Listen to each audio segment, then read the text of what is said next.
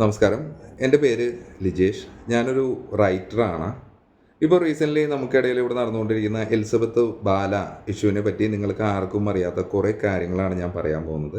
എന്തുകൊണ്ട് ഞാനിങ്ങനെ വ്യക്തമായിട്ട് പറയുന്നു എന്ന് ചോദിച്ചാൽ 2022 ജൂൺ തുടങ്ങിയിട്ട് ഏകദേശം ഒരു 2023 ബാലയുടെ സർജറി കഴിഞ്ഞ് അദ്ദേഹം റൂമിലേക്ക് ഡിസ്ചാർജ് ആകുന്ന വരെയുള്ള ഫുൾ കാര്യങ്ങൾ എനിക്കറിയാം.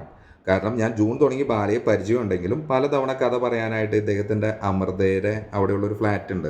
അവിടെയാണ് ഞാൻ ആദ്യം കഥ പറയാൻ പോയിക്കൊണ്ടിരുന്നത്. ദെൻ ഞാൻ രണ്ടാമത് വന്നത് മെട്രോ പില്ലർ നമ്പർ 511 എന്ന നമ്പറിന് നേരെ മുമ്പിലായിട്ട് ധനലക്ഷ്മിയുടെ അതികൂടെ ബാലയുടെ പുതിയൊരു ഫ്ലാറ്റ് ഉണ്ട്, പാലാരിവട്ടത്തെ ഫ്ലാറ്റ്.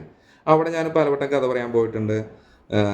അദ്ദേഹത്തിൻ്റെ ഈ 2022 സെപ്റ്റംബർ 19 ബർത്ത്ഡേക്ക് ഞാൻ ആ വീഡിയോസിലെല്ലാം നിങ്ങൾക്ക് എന്നെ കാണാൻ പറ്റും. അപ്പോൾ ഞാനിപ്പോൾ പറയാൻ വന്നത്, എനിക്ക് ഈ വ്യക്തിയെ അറിയാം, ഇദ്ദേഹത്തിൻ്റെ എല്ലാ കാര്യങ്ങളും അറിയാം. ഇപ്പോൾ ഈ വീഡിയോ ചെയ്യുമ്പോൾ ഇതിൽ എത്രമാത്രം ഭീഷണി വരും, ഇനി നെക്സ്റ്റ് വീഡിയോസ് എനിക്കറിയാവുന്ന ബാലയെക്കുറിച്ച് മറ്റാർക്കും അറിയാത്ത കുറേയേറെ സത്യങ്ങൾ, ചിലപ്പോൾ അത് എലിസബത്തിനും അറിയാവുന്നതായിരിക്കാം. അത്തരം കാര്യങ്ങൾ ഞാൻ നിങ്ങളോട് ഷെയർ ചെയ്യുമ്പോൾ എനിക്ക് എൻ്റെ ജീവന് ഭീഷണി ഉണ്ടാവുമോ, എന്നെ ഇയാൾ വണ്ടി ഇടിച്ച് കൊല്ലോ, ഡ്രഗ് കേസിൽ പെടുത്തുമോ, അല്ലെങ്കിൽ പിന്നെ എന്താ കൊട്ടേഷൻ വെച്ച് കൊടുക്കുമോ, ഇതൊന്നും എനിക്കറിയില്ല. ഇതെന്താണ് ഞാൻ ഇത്രയും കാര്യങ്ങൾ എടുത്ത് പറയുന്നത് എന്ന് വെച്ച് കഴിഞ്ഞാൽ, എൻ്റെ മുമ്പിൽ വെച്ച് തന്നെ പലവട്ടം ഇദ്ദേഹത്തിന് ഉപദ്രവകാരികളായിട്ടുള്ള പലർക്കെതിരെയും ഇതേപോലെ അവരെ വകവരുത്താൻ ശ്രമിച്ചതായിട്ട് എനിക്ക് നല്ല രീതിയിൽ അറിയാവുന്നതാണ്. ഈ ബാല നല്ല രീതിയിൽ കുടിക്കുന്ന ഒരു വ്യക്തിയാണ്. ഞാൻ മദ്യമായി കൊണ്ടു കൊടുത്തിട്ടുണ്ട്. ഇദ്ദേഹത്തിൻ്റെ ATM കാർഡ് തന്ന് ദേശമാനിയുടെ അടുത്തൊരു ബീവറേജ് ഉണ്ട്. ബീവറേജ് മീൻസ് ബീർ മാത്രമേ കിട്ടുള്ളൂ. അവിടുന്ന് ഡെയിലി ഒരു 30 ബീർ വെച്ചിട്ട് ഡെയിലി വാങ്ങി കുടിച്ചുകൊണ്ടിരുന്നൊരു വ്യക്തിയാണത്. ഞാനും കുടിച്ചിട്ടുണ്ട് കേട്ടോ, ഇല്ല എന്നൊന്നും പറയുന്നില്ല. അധികമല്ല, ഇയാൾ 5 കുടിക്കുമ്പോൾ ഞാൻ ചിലപ്പോൾ 1 കുടിക്കുകയായിരിക്കും. ഓക്കെ, ഇങ്ങനെ ഇരിക്കുന്നൊരു വ്യക്തിയാണ് ഞാൻ. അപ്പോൾ ഇദ്ദേഹത്തിനെ പറ്റി ഈ ഒരു കാര്യത്തിൽ എനിക്കറിയാവുന്ന എല്ലാ കാര്യങ്ങളും ഞാൻ ഓരോരോ വീഡിയോ ആയിട്ട് ഞാൻ മുന്നോട്ട് വിടാണ്. ഓക്കെ, പിന്നെ ഈ പാലാരിവട്ടം ഫ്ലാറ്റിൽ ഞാൻ ഇദ്ദേഹത്തിൻ്റെ ബർത്ത്ഡേ ആഘോഷിക്കാൻ വേണ്ടി പോയി. അതിനുശേഷം ഞാൻ റീസെൻ്റ്ലി ഇദ്ദേഹമായിട്ട് അല്പം കൂടി ഒരു മാനസികമായ അടുപ്പം എനിക്ക് വന്നിരുന്നു. കാരണം ഇദ്ദേഹത്തിന് ഞാൻ പുതിയ മുഖമൊക്കെ കാണുമ്പോൾ വളരെയധികം ആരാധിച്ചിരുന്നു. അതേപോലെ തന്നെ എന്താ പറയുക, മൊയ്തീൻ, അത്തരം സിനിമകളിൽ കളഭം, ഇദ്ദേഹത്തിൻ്റെയൊക്കെ വളരെ നല്ലൊരു ആക്ടറാണ്. ഞാൻ അദ്ദേഹത്തിന് ബാലസാർ എന്ന് തന്നെയാണ് ഞാൻ വിളിച്ചുകൊണ്ടിരുന്നത്. പിന്നീട് ഇദ്ദേഹത്തിൻ്റെ കയ്യിരിപ്പെല്ലാം കണ്ടപ്പോൾ ആ സാറൊന്ന് ലൈറ്റായിട്ട് മാറ്റിയിട്ട് ഞാൻ ബാലച്ചേട്ട എന്ന് ഞാൻ വിളിച്ചിരുന്നു. കാരണം അദ്ദേഹത്തിന് എന്നെക്കാളും പ്രായം കൂടുതലുണ്ട്. അദ്ദേഹത്തിനെ ബഹുമാനിക്കേണ്ടതാണ്. അദ്ദേഹം ഒരു ആക്ടറും കൂടിയാണ്. പിന്നെ ഞാൻ ഈ പറഞ്ഞ ഇദ്ദേഹത്തിൻ്റെ അടുത്ത് എത്തിയത് എന്തുകൊണ്ടാണെന്ന് വെച്ച് കഴിഞ്ഞാൽ, ആക്ച്വലി ഞാനൊരു പടം ചെയ്യാൻ വേണ്ടി നടക്കുന്ന ആളാണ്. എൻ്റെ കുറേ സ്ക്രിപ്റ്റ് കാര്യങ്ങളുണ്ട്. ഞാൻ ഈ പറഞ്ഞ മലയാളത്തിലെ ഒട്ടുമിക്ക പ്രമുഖ നടന്മാരുടെ അടുത്തും ചെറുതും വലുതുമായ നടന്മാരുടെ അടുത്ത് ഞാൻ പോയിട്ടുണ്ട്, കഥ പറഞ്ഞിട്ടുണ്ട്, പല പ്രൊഡ്യൂസേഴ്സിൻ്റെ അടുത്ത് പോയിട്ടുണ്ട്. അത്തരത്തിലാണ് ഞാൻ ഈ ബാലയിലേക്ക് എത്തുന്നത്. ബാലയിലേക്ക് എത്താനുള്ള ഒരു കാരണം എന്ന് പറയുകയാണെങ്കിൽ, ഷഫീഖിൻ്റെ സന്തോഷം, ഒരു റെമ്യൂണറേഷൻ ഉണ്ണിമൂന്നിൻ്റെ ഫിലിമൊക്കെ ആയിട്ടുണ്ടായി. അതിലെ ക്യാമറാമാൻ അദ്ദേഹത്തിൻ്റെ കെയർ ഓഫിലാണ് ഞാൻ ഇവിടേക്ക് ആദ്യമായിട്ട് ബാലയുടെ അടുത്തേക്ക് എത്തുന്നത്. അതിനുശേഷം അവിടെ ഞാൻ ചെല്ലുന്ന സമയത്ത് അവിടെ എലിസബത്ത് ഒന്നുമില്ല. ഞാൻ ചെന്ന ആദ്യ കാലങ്ങളിലൊന്നും ഞാൻ എലിസബത്തിനെ കണ്ടിട്ടില്ല. എലിസബത്ത് ആ സമയത്ത് വീഡിയോസിലൊക്കെ വരുന്നത്, എലിസബത്ത് എവിടെ എന്നുള്ളൊരു ചോദ്യത്തിനൊക്കെ ഒരുപാട് ഇതൊക്കെ വന്നിരുന്നു. എലിസബത്ത് വന്നത് തന്നെ ഇദ്ദേഹത്തിൻ്റെ ഈ 2022 ബർത്ത്ഡേയുടെ 2-3 ദിവസം മുമ്പ് ബാലയുടെ ഡ്രൈവറായിരുന്ന ജെയ്സൺ പോയി എലിസബത്തിനെ വിളിച്ചുകൊണ്ട് വന്നിട്ടാണ്. കാരണം മാധ്യമങ്ങളൊക്കെ വരുന്നതല്ലേ, ബർത്ത്ഡേ അല്ലേ, ഭാര്യ എവിടെ എന്നൊരു ചോദ്യം വരുമല്ലോ എന്ന് വിചാരിച്ചിട്ടാണ് ഇദ്ദേഹം കൊടുന്നത് എന്ന് തോന്നുന്നു. അപ്പോഴും ഇദ്ദേഹത്തിനൊന്നും അറിയില്ല. നിങ്ങൾക്കറിയാവുന്ന പോലെ തന്നെ ഒരു ബാലയെ എനിക്കറിയുള്ളൂ. പിന്നീടാണ് ഞാൻ ഇദ്ദേഹത്തിന് പറ്റുക. അപ്പോൾ ആദ്യം തന്നെ ഇദ്ദേഹം എന്നോട് പറയുന്നത് എലിസബത്ത് ഒരു വട്ട് കേസാണ് എന്നാണ് പറയുന്നത്. ഇദ്ദേഹം ബർത്ത്ഡേയിൽ അന്ന് ഈ പറഞ്ഞ യൂട്യൂബ് ടീമുകളെല്ലാവരും പോയി ഭക്ഷണം കഴിഞ്ഞപ്പോൾ ഇദ്ദേഹം എൻ്റെ അടുത്ത് വന്ന് എന്നെ കെട്ടിപ്പിടിച്ച് കരഞ്ഞ് പറഞ്ഞിട്ടുണ്ട്, എനിക്കൊരു കുട്ടി ഉണ്ടാവില്ല, എലിസബത്തിന് കുട്ടികൾ ഉണ്ടാവില്ല, അവരൊരു വട്ടാണ്, വട്ട്, ലൂസ്, ഇങ്ങനെയൊക്കെയാണ് എന്നെ പരിചയപ്പെട്ടിട്ടുള്ളത്. അപ്പോൾ എനിക്ക് ബാല പറയുന്നതല്ലേ എനിക്കറിയുള്ളൂ. എനിക്ക് എലിസബത്തിനെ അറിയില്ല. ഞാൻ ഈ വീഡിയോയിലൊക്കെ കണ്ടിട്ടുള്ളതും നിങ്ങൾ പറയുന്ന പോലെ തന്നെ കാര്യങ്ങൾ എനിക്കറിയുള്ളൂ. അപ്പോൾ ഇവരിങ്ങനെ ചിത്രീകരിച്ചു. അതിനുശേഷം എലിസബത്ത് റൂമിൽ നിന്ന് പുറത്തേക്ക് ഇറങ്ങി വന്നപ്പോൾ ബാല എന്നെ വേഗം പിടിച്ചു ഒരു സൈഡിലോട്ട് വെച്ചു. അവൾ കാണണ്ട, അവൾ ലൂസ്, നിന്നെ കണ്ടാൽ, അങ്ങനെയൊക്കെ പറഞ്ഞു. അപ്പോഴും എനിക്കറിയില്ല എന്താണ് ഒരു ക്യാരക്ടർ എന്ന് എനിക്കറിയില്ലല്ലോ.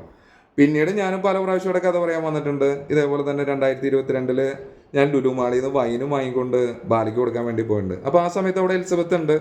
ഞാൻ ഗിഫ്റ്റൊക്കെ കൊടുത്ത് ഞാൻ തിരിച്ചു പോന്നു.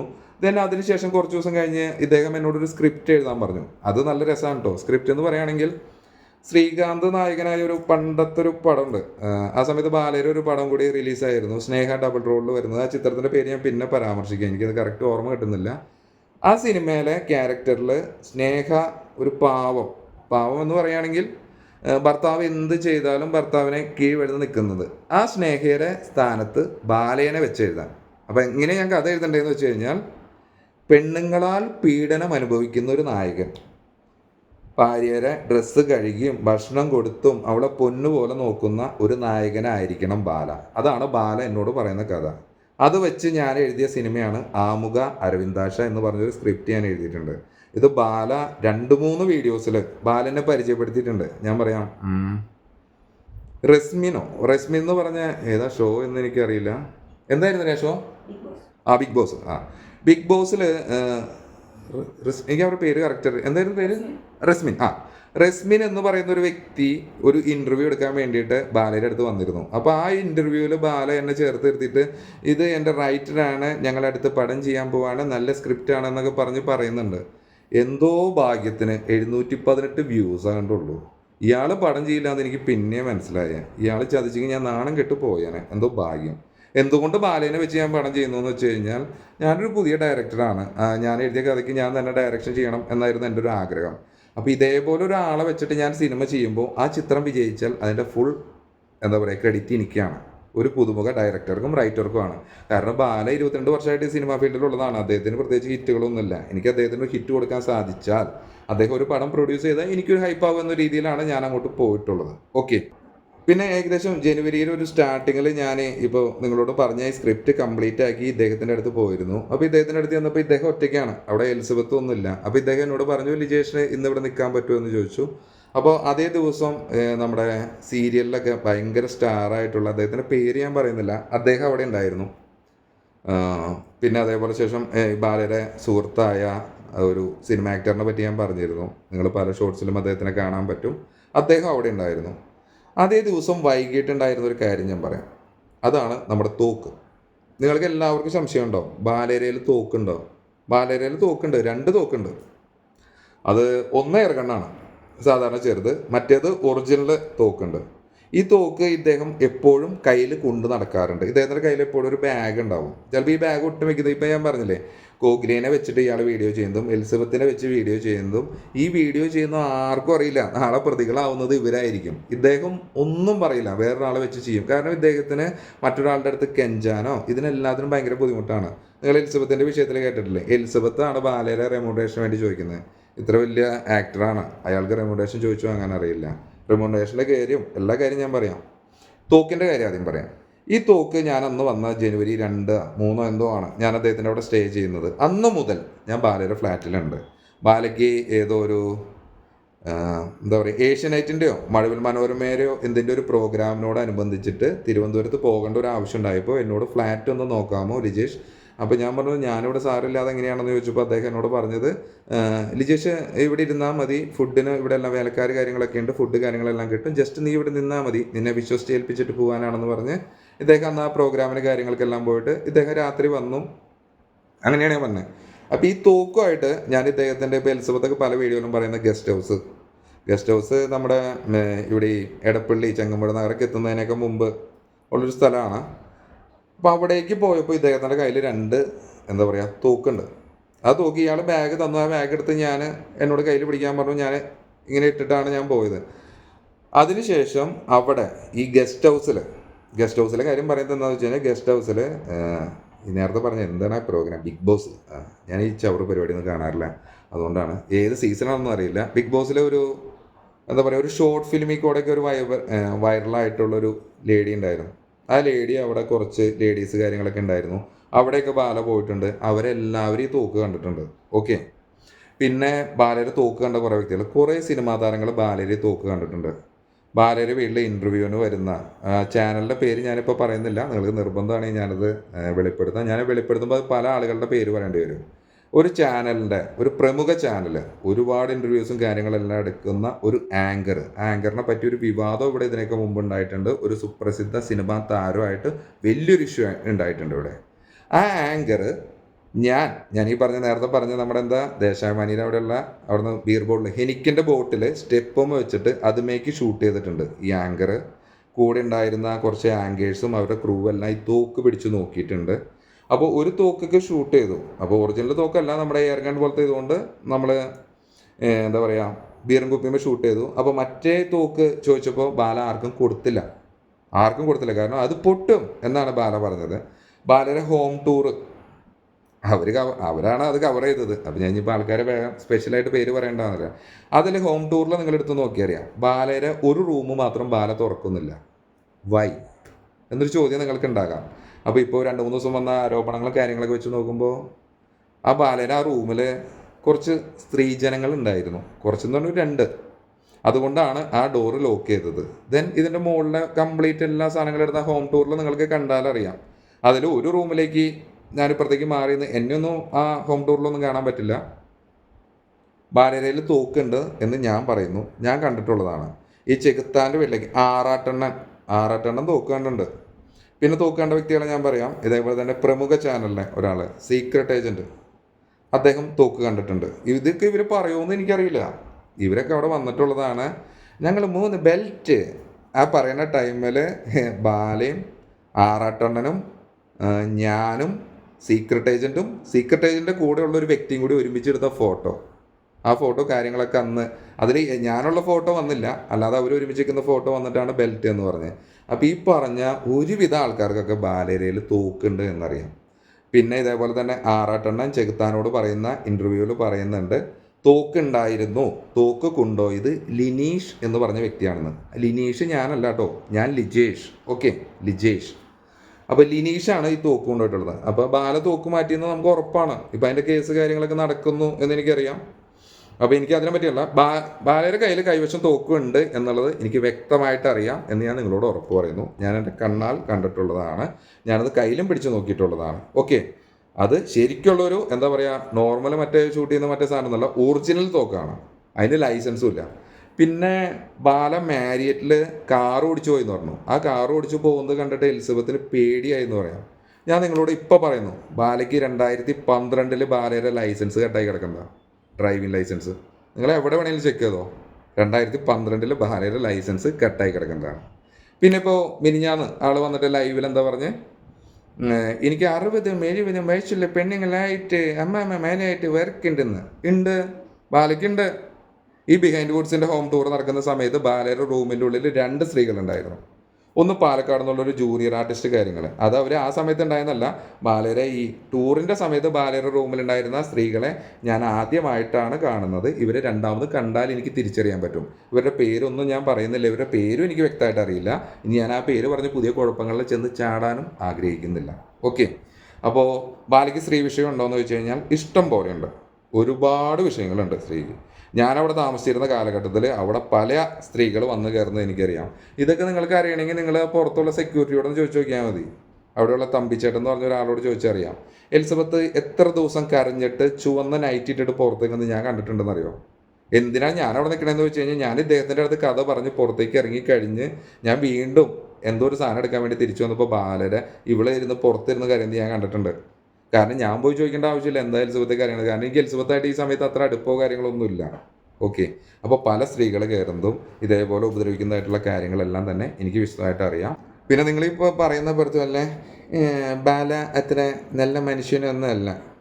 ബാലയ്ക്ക് 6ഉം 60ഉം ഒരേപോലെയാണ്, മനസ്സിലായോ? 6ഉം 60ഉം ഒരേപോലെയാണ്. ഇനി ബാലയുടെ കുറച്ച് കാര്യങ്ങൾ ഞാൻ പറയട്ടെ. ബാല എനിക്ക് ഇഷ്ടം പോലെ പണി വെച്ചിട്ടുണ്ട്. ഞാൻ ബാലയുടെ അടുത്തുനിന്ന് ഇദ്ദേഹത്തിൻ്റെ സ്വഭാവം ഇതാണ് എന്ന് ഞാൻ തിരിച്ചറിയുന്നത് എലിസബത്തിനെ രണ്ടാമത് ബാല വിളിച്ചു കൊണ്ടു ബാല വോമിറ്റൊക്കെ ചെയ്ത് ഭയങ്കര ഒരു ഇഷ്യൂ ഒക്കെ ഉണ്ടായിരുന്നു. ഇതൊക്കെ ഞാൻ തുടർന്ന് പറയാം, എനിക്ക് കുറേ കാര്യങ്ങൾ പറയാനുണ്ട്.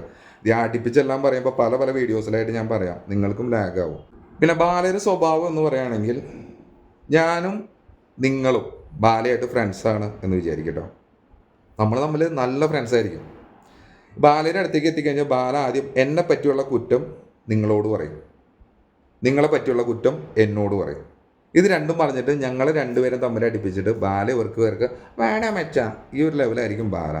ഇതാണ് ബാലയുടെ ഫസ്റ്റ് പരിപാടി. ബാലേനെ ദ്രോഹിച്ചാൽ, ഞാനൊരു ഉദാഹരണം, ബാല എന്നെ ഏതെങ്കിലും തരത്തിൽ എന്നെ വധിക്കാൻ ശ്രമിക്കും അല്ലെങ്കിൽ ഏതെങ്കിലും തരത്തിൽ എന്നെ കൊല്ലാൻ ശ്രമിക്കും എന്നതിന് ഉത്തമ ഉദാഹരണം ഞാൻ നിങ്ങളോട് പറയാം. ബാലയുടെ ആദ്യത്തെ വൈഫ് എന്ന് നമുക്കറിയപ്പെടുന്ന ഒരു കല്യാണം കാര്യങ്ങളെല്ലാം അറിയാം. അതിൻ്റെ ഇപ്പോൾ ഓൾറെഡി ഇദ്ദേഹം ഒരു വഞ്ചന കേസിൽ കിടക്കുകയാണ് പേപ്പറിൽ. സ്വന്തം മകളുടെ ഒരു ഫോട്ടോ പോലും, ഒരു ടീ കപ്പ് അല്ലാതെ ഒരു സാധനം പോലും ബാലയുടെ ഫ്ലാറ്റിലില്ല. ബാല എന്ന് പറഞ്ഞ വ്യക്തി ഈ പറഞ്ഞ കുട്ടിക്ക് കൊടുക്കാനുള്ള 12 എത്രയോ ലക്ഷത്തിൽ എന്തോ എന്താ പറയുക വഞ്ചന കാണിച്ചു എന്നാണല്ലോ പറയുന്നത്. അതിലെ പേപ്പർ തിരുത്തിയത്. കോടതിനെ വരെ ഇത്തരത്തിൽ കബളിപ്പിക്കാൻ ശ്രമിക്കുന്ന ബാലയ്ക്ക് ഒരുപാട് ഗുണ്ടായിസം എറണാകുളത്തുണ്ട്. ഒരു ഗുണ്ടാപ്പട തന്നെയുണ്ട് ബാലയ്ക്ക്. തമിഴ്നാട്ടിൽ നിന്ന് ആളിറക്കും. പിന്നെ നമുക്ക് പറയാനുള്ളത് ബാലയുടെ ചാരിറ്റി. നമ്മൾ ഒരുപാട് ഫേസ്ബുക്കിലും കാര്യങ്ങളിലും എല്ലാത്തിലും നമ്മളുണ്ട് ബാലയുടെ ചാരിറ്റി. നമ്മുടെ മേരി ചേച്ചീനെ സഹായിച്ച കാര്യങ്ങളൊക്കെ ആ സമയത്ത് ബാല ഹോസ്പിറ്റലിൽ എടുക്കുക. അപ്പോൾ ഈ മേരി ചേച്ചിയുടെ മോൻ ഞാനായിട്ടാണ് കോൺടാക്ട് ചെയ്യുന്നത്. അദ്ദേഹത്തിന് എന്നെ അറിയാൻ പറ്റും. മേരി ചേച്ചിയുടെ ഒരു കാര്യത്തിന് വേണ്ടിയിട്ട് പണം കൊടുക്കാൻ വേണ്ടിയിട്ട് ഞാനാണ് പണം കാര്യങ്ങളെല്ലാം കൊടുത്തതും ബാക്കി കാര്യങ്ങളെല്ലാം പറഞ്ഞത്. അപ്പോൾ മേരി ചേച്ചിയുടെ മോൻ 5000 രൂപ വാങ്ങിയിട്ട് പോയി. തൊട്ട് പിന്നാലെ ബാല എന്നോട് പറഞ്ഞെന്താ, എടാ അവൻ എന്നെ പറ്റിക്കാണോടാ, ഇത്രയും കാശൊക്കെ ആവോ മെഡിസിന്? നീ ഒരു കാര്യം ചെയ്യ്, അവൻ തന്ന ലിസ്റ്റ് കൊണ്ട് പാലാരിവട്ടത്ത് സേവനയിൽ പോയി ഒന്ന് ചോദിക്കി, കമ്പയർ ചെയ്ത് ചോദിക്കി എത്ര എമൗണ്ട് ആകും എന്നൊക്കെ പറഞ്ഞ് ബാല നോക്കിയിട്ടുണ്ട്. അതിനുശേഷം ഹോസ്പിറ്റലിൽ കിടക്കുമ്പോഴും ഈ മേരി ചേച്ചിയുടെ മോൻ എന്നെ പലവട്ടം വിളിച്ചിട്ടുണ്ട്. സത്യം പറഞ്ഞാൽ ബാലയുടെ പരിപാടി വേറൊന്നുമില്ല. ആര് ചെന്നാലും നിങ്ങൾ ചെല്ലുന്നോ, നിങ്ങൾ വീഡിയോയുടെ മുമ്പിൽ നിങ്ങൾ നിൽക്കാൻ തയ്യാറാണെങ്കിൽ നിങ്ങൾക്കൊരു 10,000 രൂപ അദ്ദേഹം ചെയ്യുന്ന എല്ലാ ഒരു ചാരിറ്റി എന്ന് പറയുകയാണെങ്കിൽ നിങ്ങൾക്ക് ഇപ്പോൾ ഒരു 10,000 രൂപ ബാല എന്ന് പറഞ്ഞ ആൾ തരും. അദ്ദേഹം ചാരിറ്റി ആണോ ചെയ്യുന്നത്. വളരെ ഉപകാരമാണ്. ഇന്നത്തെ കാലത്ത് ആരും 10 പൈസ സഹായിക്കാനൊന്നും തയ്യാറാവില്ല. ബാല ചെയ്യുന്ന കാര്യത്തിന് ഞാൻ വളരെയധികം എന്താ പറയുക, നല്ലൊരു മനുഷ്യനാണല്ലോ എന്നൊക്കെ എനിക്ക് തോന്നിപ്പോയിട്ടുണ്ട്. പിന്നെയാണ് ട്രിക്ക് മനസ്സിലായത്. പരിപാടി എന്ന് പറഞ്ഞാൽ ചാരിറ്റി ഒന്നല്ല. ഇത് എലിസബത്ത് പല വീഡിയോയിലും പറഞ്ഞിട്ടുണ്ട്. യു എസ് ട്രിപ്പ് അത് ഇതൊക്കെ അങ്ങനെ കുറേ ട്രിപ്പുകളുണ്ട് ബാലയ്ക്ക്. അപ്പോൾ ഈ പല സ്ഥലത്തുനിന്ന് വരുന്ന എമൗണ്ട് അല്ല. അപ്പം ഞാനും ചിന്തിക്കാറുണ്ട്, ആക്ച്വലി ചാരിറ്റി എല്ലാം വരുന്ന എമൗണ്ടിൽ നിന്നാണ് എനിക്ക് കാർഡ് തന്നിട്ട് ഞാൻ പണം പിൻവലിക്കാറുള്ളത്.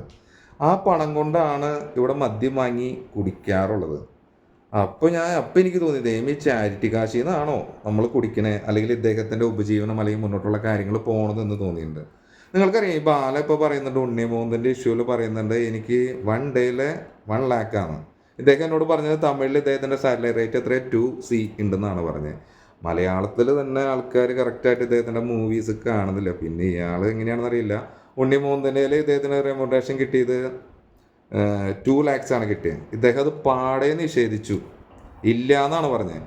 നികേഷ് കുമാർ സാറായിട്ടുള്ളൊരു ഇൻ്റർവ്യൂവിൽ ഇതിനെപ്പറ്റി ചോദിക്കുന്ന സമയത്ത് അതിൻ്റെ ഡയറക്ടർ അനൂപേട്ടൻ ചോദിക്കുന്ന സമയത്ത് ഇദ്ദേഹം ദേഷ്യപ്പെട്ട് മൈക്കെറിഞ്ഞ് പോവാണ്. കൂടുതൽ കാര്യം ചോദിക്കുമ്പോൾ എപ്പോഴാണ് ബാലചേട്ടാ ഞാൻ ചേട്ടൻ്റെ ഫ്ലാറ്റിൽ വന്നത്, എപ്പോഴാണ് എനിക്ക് സാലറി കിട്ടിയില്ല. അപ്പോൾ ഇദ്ദേഹത്തിൻ്റെ ഒരു കള്ളത്തരം പിടിക്കപ്പെടും എന്ന് ഉറപ്പായി കഴിഞ്ഞാൽ ഇദ്ദേഹം അപ്പം തന്നെ ഒരു പാട്ട് പാടും, ഏതെങ്കിലും പാട്ട്. അല്ലെങ്കിൽ ഇയാളുടെ എല്ലാ ഇൻ്റർവ്യൂ ശ്രദ്ധിച്ചിട്ടുണ്ടാകാം, എന്തെങ്കിലും ഇയാൾ പറഞ്ഞു തുടങ്ങുന്നത് ഒരു കാര്യമായിരിക്കും. ആക്ച്വലി ചാരിറ്റിയെ പറ്റി തുടങ്ങി ഇയാൾ വേറൊരു വഴിക്ക് പോയിട്ട് തമിഴ്നാട് ഇയാൾ ചെയ്യേണ്ടതെന്നൊക്കെ പറഞ്ഞ് കറങ്ങി തിരിഞ്ഞു വന്ന് ഇയാൾ ചോദിക്കുന്നത് എന്താ, ഇദ്ദേഹത്തിനോട് ഇപ്പോൾ എന്തോ അശ്വന്ത് ഗോക്കായിട്ടുള്ള ഏതൊരു ഇൻ്റർവ്യൂവിൽ എന്തോ സിനിമ റിവ്യൂവിനെ പറ്റി പറഞ്ഞപ്പോൾ ഇയാൾ പറഞ്ഞത് ലേബർ റൂം അറിയോ, ഒരു കുഞ്ഞുണ്ടാവുന്നത് എങ്ങനെയാണെന്ന് അറിയുമെന്ന്. സിനിമാ വ്യവസായത്തിനെ പറ്റി പറയുമ്പോൾ ഇയാൾ കുഞ്ഞുണ്ടാവുന്നതാണ് ചോദിക്കുന്നത്. അപ്പോൾ ഇത്തരത്തിലാണ് ഇദ്ദേഹത്തിന് ഒരു കട്ടായിട്ടാണ് ഇദ്ദേഹം പല കാര്യങ്ങളും പറയുന്നത്. ഒന്നിനൊരു വ്യക്തതയോ കാര്യങ്ങളോ ഒന്നും ഉണ്ടാവില്ല. ഇയാൾക്കെതിരെ ഒരു ചോദ്യചിഹ്നം വരുമ്പോൾ ഇയാൾ ഇതിനെ മറ്റു രീതിക്ക് തിരിച്ചുവിടുന്ന ഇതാണ് ഞാൻ കണ്ടിട്ടുള്ളത്. പിന്നെ ഈ അമൃത ഹോസ്പിറ്റലിൽ ഇദ്ദേഹം കിടക്കുന്ന സമയത്ത് അമൃത ഹോസ്പിറ്റലിനെ പറ്റി എനിക്ക് ഒരുപാട് പറയാനുണ്ട്. ഡോണേഴ്സിൻ്റെ കാശും ഡോണർ കാശ് വാങ്ങിയിട്ടുണ്ടോ എന്ന് വെച്ച് കഴിഞ്ഞാൽ ഡോണർ കാശ് വാങ്ങിയിട്ടുണ്ട്, പണം കൊടുത്താണ് അത് നടത്തിയിട്ടുള്ളത്. അതെനിക്ക് വ്യക്തമായിട്ട് അറിയാം. അതുകൊണ്ടാണ് ഞാൻ പറയുന്നത് എൻ്റെ ജീവന് ഭീഷണി ഉണ്ടെന്ന്, എന്നെ ഏത് തരത്തിൽ വേണമെങ്കിലും ബാലയ്ക്ക് വധിക്കാമെന്ന്. ഓക്കെ, അത് എനിക്കറിയാവുന്ന ഒരു കാര്യമാണ്. കാരണം ഇവിടുത്തെ എല്ലാ പേപ്പർ വർക്കും ചെയ്തിരുന്നത് ബാലയുടെ സൈഡിൽ നിന്നുള്ള എല്ലാ പേപ്പർ വർക്കും, വില്ലേജ് ഓഫീസിൽ പോയതും ഹൈബീഡിൻ്റെ അടുത്ത് പോയിട്ട് പേപ്പർ വാങ്ങി. ഇതിന് കാരണം ഒരുപാട് പ്രൊസീജിയർ ഉണ്ട്. ഈ പ്രൊസീജിയറിനൊക്കെ ഈ ബാല ഹോസ്പിറ്റലിൽ കിടക്കുന്ന സമയത്തൊന്നും കോകില എന്ന് പറയുന്ന ഒരാളാ ഈ ഏരിയയിൽ പോലും ഇല്ല. ഞാൻ പോകുന്ന സമയം വരെ ഇല്ല. ആദ്യത്തെ 10 ദിവസം കിടന്നപ്പോൾ ഞാൻ മാത്രമേ ഉള്ളൂ ബാലയ്ക്ക്, ഞാനും ബാലയും മാത്രമാണ്. ദെൻ അതിനുശേഷമാണ് തമിഴ്നാട്ടിൽ നിന്ന് ഒരു അസിസ്റ്റന്റ് പോലത്തെ ഒരു പയ്യനെ 16 വയസ്സോ 17 വയസ്സുള്ള ഒരു പയ്യനെ കൊണ്ടുവന്നത്. അവനെ ഇവിടെ പിക്ക് ചെയ്യാൻ പോയത് ഞാൻ തന്നെയാണ്. അതിനുശേഷം 2 ദിവസം കഴിഞ്ഞിട്ടാണ് ബാല വരുന്നത്. അപ്പോൾ അന്ന് അമൃത ഹോസ്പിറ്റലിൽ നിന്ന് തീരെ ഇദ്ദേഹത്തിന് വയ്യാത്തൊരവസ്ഥയാണ് ഫസ്റ്റ് അഡ്മിറ്റ് ആയപ്പോൾ. അപ്പോൾ ഇദ്ദേഹം പറയുന്നത് കൊല്ലത്ത് എനിക്കൊരു ഇനാഗ്രേഷൻ ഉണ്ടെന്ന്, അതിൽ MLA ഒക്കെ പങ്കെടുക്കുന്ന ഒരു കോളേജിൻ്റെ ഒരു പരിപാടിയായിരുന്നു. ആ പരിപാടിക്ക് പോകാൻ വേണ്ടിയിട്ട് ബാല ഹോസ്പിറ്റലിൽ നിന്ന് പറഞ്ഞു, ഡോക്ടർമാരോട് പറഞ്ഞു, ബാല താങ്കളുടെ കണ്ടീഷൻ വളരെയധികം ക്രിട്ടിക്കലാണ് എന്ന് പറഞ്ഞപ്പോൾ ബാല എന്താ പറഞ്ഞതെന്ന് വെച്ച് കഴിഞ്ഞാൽ, ഓക്കെ ഞാൻ ഈ ഇനാഗ്രേഷൻ ഓൾറെഡി എമൗണ്ട് വാങ്ങിയതാണ്, അവിടെ ഞാൻ പോയിട്ട് മൺഡേ വന്ന് അഡ്മിറ്റ് ആയിക്കോളാം എന്നാണ് പറഞ്ഞത്. അതിനുശേഷം ഞങ്ങൾ ഇവിടേക്ക് പോയി. ആ പ്രോഗ്രാം കഴിഞ്ഞ് തിരിച്ചു വന്നു കഴിഞ്ഞപ്പോൾ ഇദ്ദേഹത്തിന് കൊടുക്കേണ്ട മെഡിസിനും കാര്യങ്ങളെല്ലാം എടുത്തു കൊടുത്തുകൊണ്ടിരുന്നത് ഞാനാണ്. ആദ്യത്തെ 2 ദിവസം അയാൾ ഡോക്ടർ പറഞ്ഞ കാര്യങ്ങളെല്ലാം ഫോളോ ചെയ്തിരുന്നു. 3-ാമത്തെ 4-ാമത്തെ ദിവസം തുടങ്ങി ഇദ്ദേഹം മറ്റേ വലിയ മദ്യക്കുപ്പികൾ വാങ്ങി വെച്ചു. 3450 അല്ല, മോർഫ്യൂസൊക്കെയാണ് ഇയാൾ കഴിക്കുക. ബ്ലൂ, എനിക്കറിയില്ല കറക്റ്റ് അതിൻ്റെ പേരുകളോ കാര്യങ്ങളൊന്നും എനിക്കറിയില്ല. ഞാൻ വല്ലപ്പോഴും ബീർ കഴിക്കാറുണ്ടെന്നല്ലാതെ അത് അദ്ദേഹത്തിൻ്റെ അടുത്ത് എത്തിയപ്പോൾ ഇയാളെന്തെങ്കിലും വിചാരിക്കുമോ ഞാൻ ഈ ബീർ കുടിക്കാത്തതുകൊണ്ട് എൻ്റെ പടം മുടങ്ങിപ്പോണ്ടല്ലോ എന്ന് വിചാരിച്ച് ഞാൻ കുടിച്ചതാണ്. ഓക്കെ, അപ്പം അത്തരത്തിൽ ഇയാൾ പല കാര്യങ്ങളും ഇയാൾ പറയുന്നതെല്ലാം നുണയാണ്. എന്നിട്ട് ഇദ്ദേഹം അവിടെ അഡ്മിറ്റ് ആയില്ല. അതിനുശേഷം ആ ഒരാഴ്ചയിൽ ബാല ഏകദേശം 3 ഫുൾ കുപ്പിയാണ്ട് തീർത്തു. അതിനെ തുടർന്നാണ് ബാല പിന്നെ വീണ്ടും ഹോസ്പിറ്റലൈസ് ആവുന്നതും നിങ്ങൾ ഈ പറഞ്ഞ മാധ്യമങ്ങളെല്ലാം ഈ കാര്യം അറിയുന്നതും. ഈ മാധ്യമങ്ങളൊക്കെ ഉള്ള സമയത്തും അവിടെ ഈ എലിസബത്തിനെ ഹോസ്പിറ്റലിൽ കയറ്റരുതെന്നാണ് ഇയാൾ പറഞ്ഞത്. എലിസബത്തിൻ്റെ ബ്ലഡ് ഗ്രൂപ്പ് O പോസിറ്റീവാണ്, ബാലയുടെ O പോസിറ്റീവാണ്. പക്ഷെ ബാല എന്താ ചെയ്യാന്ന് വെച്ച് കഴിഞ്ഞാൽ ബാലയുടെ മെയിൻ പരിപാടി എന്താണെന്ന് വെച്ച് കഴിഞ്ഞാൽ ബാല ബോയിങ്ങിൽ ലാലേട്ടനില്ലേ, നീ ഇപ്പം എൻ്റെ ഭാര്യയാണ് എന്ന് പറഞ്ഞ് റിങ് ഇടുന്ന അതേ പരിപാടിയാണ്. ബാലയ്ക്ക് വേണ്ടത് ഒരു സെർവൻ്റാണ്, വെറും ഒരു സെർവൻ്റ് മാത്രമാണ് ബാലയ്ക്ക് വേണ്ടത്. ബാല പല സ്ത്രീകളോടും പറഞ്ഞിട്ടുണ്ട്, എടി നീ എന്നെ വന്ന് നോക്ക്, എൻ്റെ സ്വത്തും കാര്യങ്ങളും പലരും വിട്ടും ഫ്ലാറ്റെല്ലാം ഞാൻ നിൻ്റെ പേരിൽ എഴുതി വെക്കാമെന്ന് പലരോടും പറഞ്ഞിട്ടുണ്ട്. ഇയാൾക്ക് പരസ്ത്രീ ബന്ധമുണ്ട്. പല ആളുകളോട് സെയിം ഡയലോഗ് ബോയിങ്ങിലെ ലാലേട്ടനെ പോലെ ഇയാൾ പറയുന്നത് ഞാൻ കേട്ടിട്ടുണ്ട്.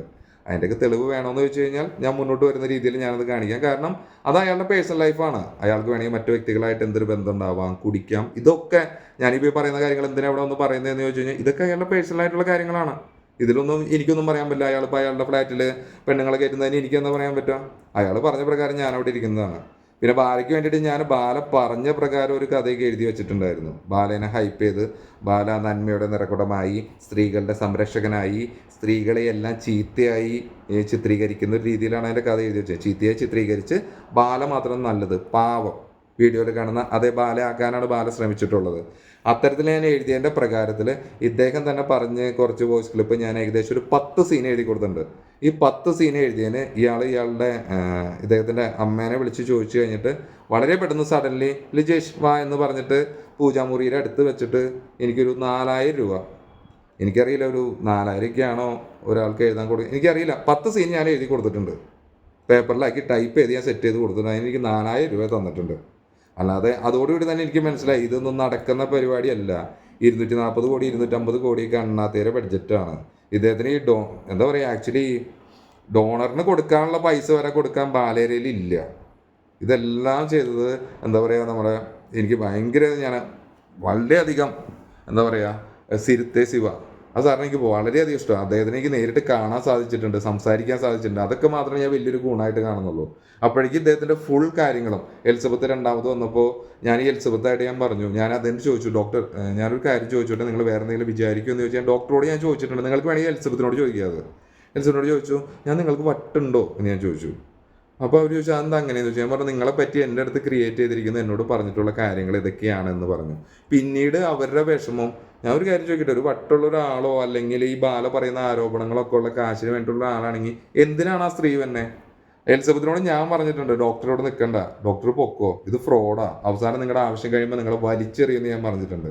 പിന്നെ പ്രധാനപ്പെട്ട കാര്യം, ബാലേരെ ഇപ്പോൾ നിങ്ങൾ ചോദിക്കും ഇത്ര അധികാരിയായിട്ട് പറയുന്നത് എന്താണെന്ന് വെച്ച് കഴിഞ്ഞാൽ ഈ എന്താ പറയുക, നമ്മുടെ ഡൊണേറ്റ് ചെയ്യുന്ന സമയത്ത് ലിവറും സാധനങ്ങളൊക്കെ വരും. ഇതിന് ഒരുപാട് പ്രൊസീജിയർ ഉണ്ട്.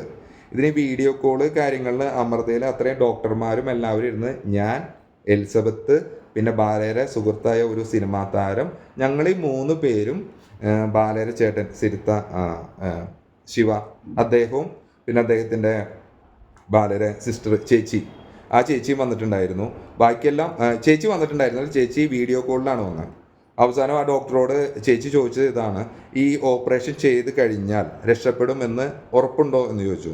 സാറിൻ്റെ ഡോക്ടറോടാണ് ആ ചേച്ചി ചോദിക്കുന്നത്, ബാലേരി ചേച്ചി ചോദിക്കുന്നത്.